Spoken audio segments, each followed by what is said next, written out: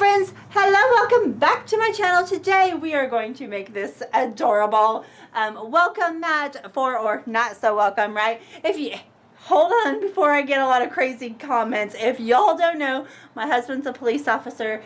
He's a local police chief, so anyway, he'll think this is funny, so it's not that kind of house. Anyway, I've been seeing Pinterest and some of the boards doing some of these, and I was like, I want to see if I can do it. And so basically all you're really going to need is a Dollar Tree, a doormat, welcome mat, something to make a stencil with. Again, you can use, I use my Cricut, but don't think you have to use a Cricut. You can use all kinds of things to make yourself a stencil or buy a stencil or whatever.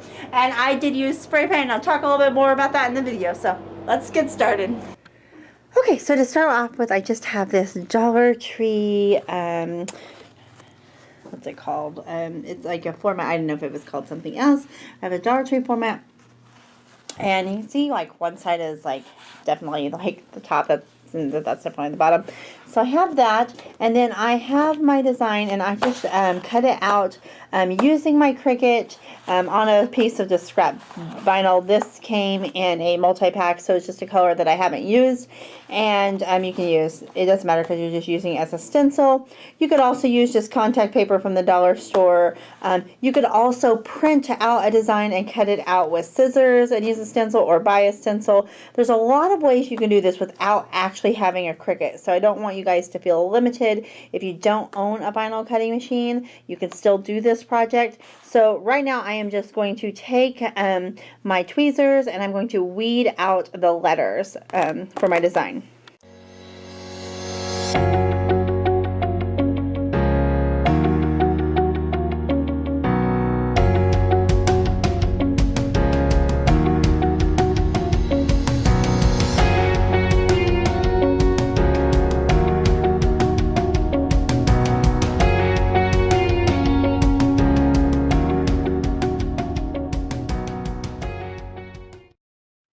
Now, this is my design. Again, you can use whatever design you want. Most of you know my husband's a police officer, so I just thought this would be kind of funny. Just kind of a, just a funny little thing. And then I am going to use Dollar Tree Magic Cover. It's Dollar Tree contact paper for my transfer paper. I'm going to put it on there.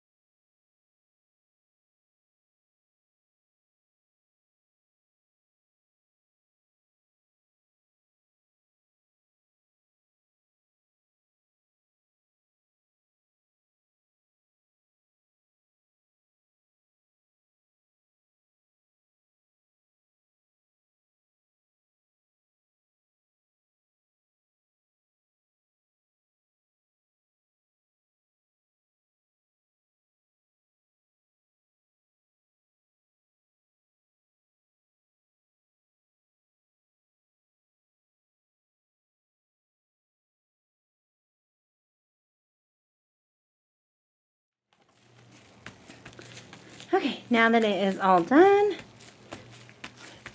just going to stick it down real good. Now, I brought some of this tape up, but I actually think that I'm just going to cover it with some of this. Maybe do some, cut it and do some of that just to use that.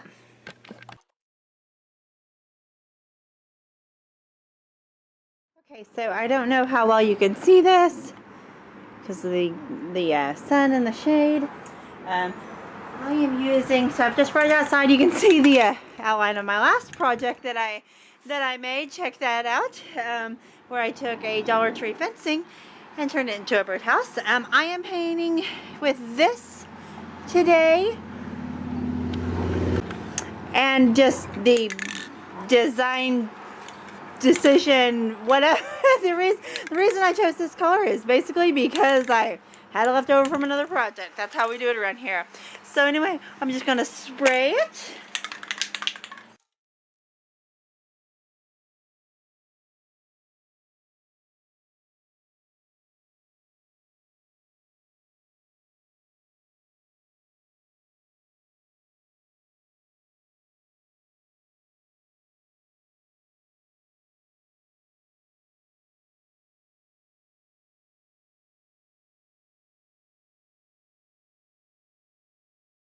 I've let it dry almost completely, and as you can see here, I have a little bit of overspray where it didn't stick down too much, and I wanted to take it off while it was still just a little bit wet, so I was able to clean that off. And I just used some cleaner from the Dollar Tree and a little wet rag, and it took it right off because it wasn't fully dry yet.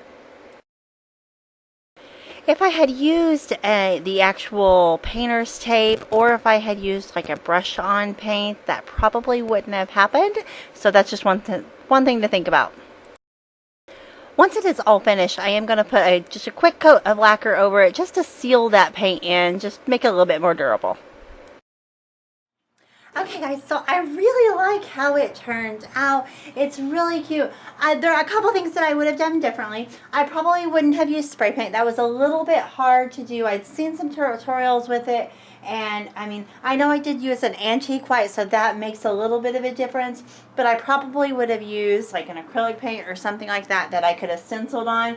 Again, this is one of the great things about the Dollar Tree to try craft projects like this, is because this is only $1. Like, and then I only had, you know, a leftover piece of vinyl. I really don't have much money in this, and now if I decided I wanted, you know, a nicer one or whatever, I could actually buy a nicer mat and actually go back and do it with the things that you learn, because that's how it works. You learn and you do a little bit better job next time. And so it's always a good idea to make yourself one. I had never made one. This is, again, not for an order, as you can tell. Not that people might not order these, but I don't know if I would want to sell them to people that might want them. I don't know. Sorry, my hair is a mess. Work was long today, right, guys? It was, struggle's real. But anyway, I do love how it turned out. I think it's going to be cute, and especially for $1. Heck yeah. I know my husband's going to like it. The officers are going to get a kick out of it. It may end up at the PD, so who knows.